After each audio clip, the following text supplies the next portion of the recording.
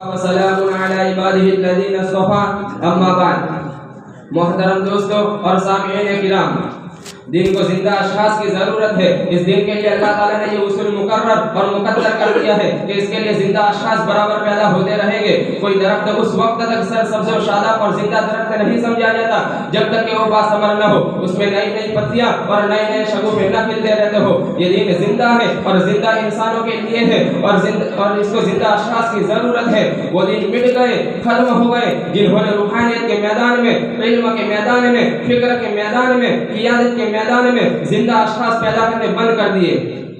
انسان زندہ اشخاص سے متاثر ہوتا ہے۔ چراغ سے چراغ جلتا رہا ہے اور چراغ سے چراغ جلنا چاہیے اور جلتے رہنا چاہیے، اور اگر اس امت کو باقی رہنا ہے تو اس امت کے لیے ضروری ہے کہ وہ زندہ اشخاص پیدا کرے۔ اس کا درخت علم، اس کا درخت فکر، اس کا درخت اصلاح، اس کا درخت روحانیت نئے نئے برگ و بار لاتا رہے اور نئے نئے شگوفے کھلاتا رہے۔ حدیث شریف میں آتا ہے کہ میری امت باران رحمت کی طرح ہے۔ کوئی یہ نہیں کہہ سکتا ہے کہ اس کے ابتدائی قطرے مردہ زمین کے لیے زیادہ حیات بخش ہے یا بعد کے۔ میں اپنی اس پر عقیدہ رکھتا ہوں کہ اسلاف کے کارنامے، اسلاف کا خلوص و صداقت، اسلاف کا تعلق معنی، اسلاف کی استقامت، اسلاف کی قربانیاں بعد کی نسلوں کے لیے بہترین سرمایہ ہے اور وہ حیات زندگی کا پیغام دینے والی ہے۔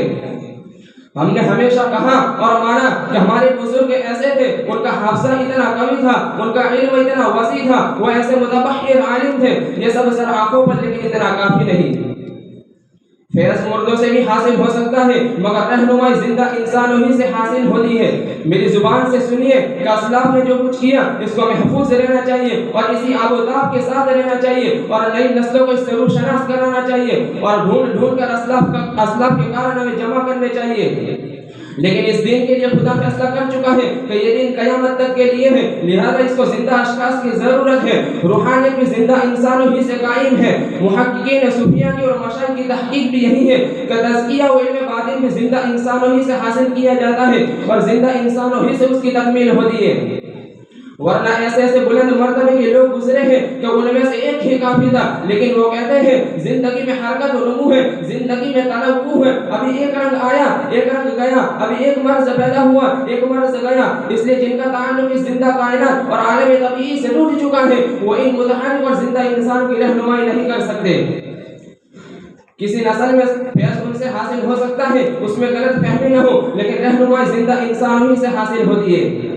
کسی نسل میں سب کچھ ہے، بڑے کتب خانے ہیں، تاریخ کے بڑے بڑے ذخیرے ہیں، لیکن زندہ ہستیاں نہیں ہیں جن کے قلوب سے، جن کی اجتہاد فکر سے، جن کے تفقہ سے، جن کی بصیرت سے ہم روشنی حاصل کریں۔ اس نسل کے ضائع ہونے کا اندیشہ ہے۔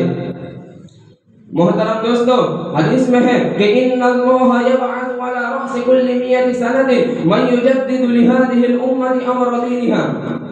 سنن کی حدیث ہے کہ اللہ تعالیٰ ہر 100 برس میں ایک مجدد کو بھیجتا رہے گا جو اس دین کو تازہ کرے گا اور تجدید کا فرض انجام دے گا۔ اس کا یہ مطلب نہیں کہ اس وقت تو وہ دین کو تازہ کر دے گا پھر وہ سلسلہ ختم ہو جائے گا، بلکہ اس کا مطلب یہ ہے کہ عرصے تک اس کا وجود رہے گا۔ من یجدد لهذه الامة امر دینها کا یہ مطلب نہیں کہ وہ آئے اور ہفتہ دو ہفتے کے لیے دین کا چرچا ہو گیا اور چلے گئے۔ ان میں سے کسی بھی بزرگ کا حال پڑے، کسی کا اثر 100 سال تک رہا اور بعض ایسے لوگ پیدا ہوئے جن کا اثر صدیوں تک رہا۔